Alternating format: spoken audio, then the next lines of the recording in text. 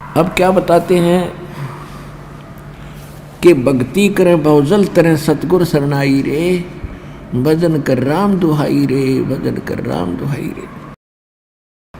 मिर्गा कठिन कठोर है कौका डहकाई रे, कस्तूरी है नाभि में ये बाहर भरमाई रे।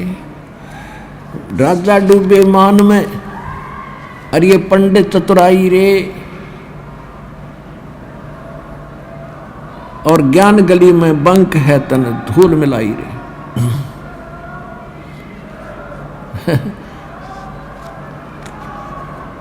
ये भूत आ गया रे, गलती से आ जाएगा एक आधा नालायक ढीठ होता है ये भूत, समझदार तो दूर रह जाते हैं। वो भाई क्यों दे तोड़वाई, वहां तो भगवान का दरबार है, पिटोगे। ये एक आधा मूर्ख आ जाए पिटाए पिट, आदत होएगा दी पट्टन की परमात्मा से, तो इनको सूक्ष्म मार पड़ती है भगवान की वाणी से, इसलिए चिल्ला रहे हैं काल के पीड़ित। और जो समझदार होते हैं वो दूर हो जाते, ना भाई वहाँ नहीं जाना, बेइज्जत नाश हो जाए इज्जत का। और परमात्मा देखो ये प्रेत क्यों बने, ये कौन थे प्रेत पितर जो भी बने हैं, ये आप ही हम जैसे इंसान थे। इनको ज्ञान मिला नहीं, इन मूर्खों के चक्कर में आगे नकली गुरु संतों के, अब इनका जीवन नाश हो गया। अब अच्छी जो आत्मा के व्यक्ति मरे हैं वो आज किसी को दुखी नहीं दे रहे, वो भूत प्रेत तो हैं ही, और जो ढीठ टाइप के मरते हैं वो जिंदा जी भी दुखी कराया करते, फिर भी उनका स्वभाव बकवास करने का ही है।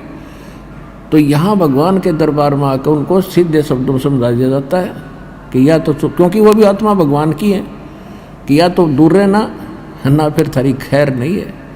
तो एक आधा ढीठ आ जाता है, उसकी फिर यहाँ समारा जा भगवान अंदर से उनको कूटता है।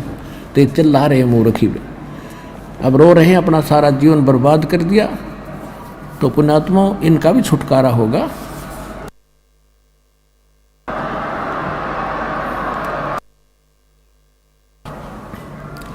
अब इनका भी उद्धार होगा, क्योंकि भगवान की वाणी तो सब पे असर करेगी।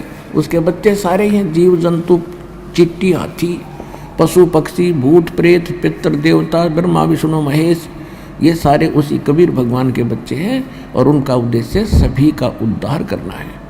और जो सच्चे दरबार में आकर फिर भी बकवास करें, जैसे कोई चोरी करता है या कोई इस तरह के भूत प्रेत बकवास करता,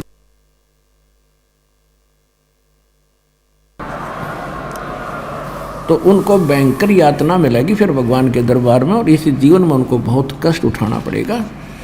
तो इसलिए अब ध्यान से सत्संग सुनो। अब क्या कहते हैं, राजा डूबे मान में पंडित चतुराई रे, और ज्ञान गली में बंक है तन दूर मिलाई रे। राजा को यानी थोड़ी सी पोस्ट किसी के पास प्राप्त है, सुख का सांस है, टाइम पर टूक मिल रहा है, कोठी कार है, और शाम ने गुट्टी लाने की माया फालतू मिल जाती है।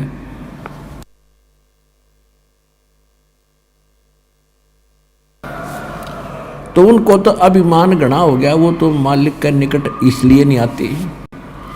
और पंडित जो गुरु पद पर विद्यमान है, उनमें चतुरता गणी आ गई, उनका स्वार्थ हो गया दुनिया को ठग के मूर्ख बनाकर अपने पीछे लगाने का।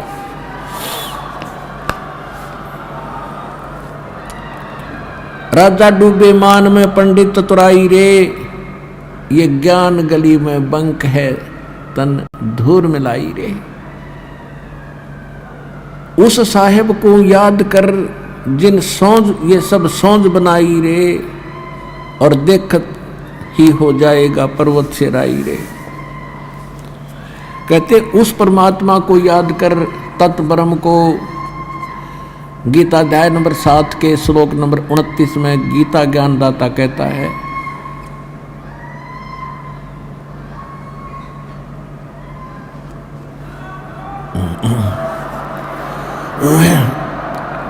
गीता ज्ञानदाता कहता है कि तत्व ज्ञान के प्राप्ति के उपरांत, तत्व दसी संत की प्राप्ति के उपरांत उनको ये ज्ञान हो जाता है कि उस परमात्मा की भक्ति करनी चाहिए।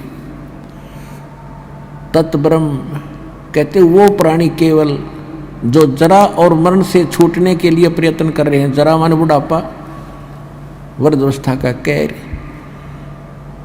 और मरण मृत्यु। जो जरा और मरण से छूटने के मोक्ष प्राप्ति के लिए जो साधना करते हैं, संसार की किसी वस्तु की इच्छा नहीं करते अर्जुन, वो तत्ब्रह्म से और सारे इन कर्मों से और सब अध्यात्म ज्ञान से कंप्लीटली परिचित हैं। तो अर्जुन ने 8वें अध्याय के प्रथम मंत्र में पूछा, भगवान फिर किम तत्ब्रह्म, वो तत्ब्रह्म क्या है, वह परमात्मा कौन है। 8वें अध्याय के 3रे श्लोक में गीता ज्ञानदाता ने कहा कि वो परम अक्षर ब्रह्म है। तो यहाँ गरीबदास जी वही ज्ञान बता रहे, क्योंकि ये सूक्ष्म वेद है, तत्व ज्ञान है, कंप्लीट इन ऑल रेस्पेक्ट है।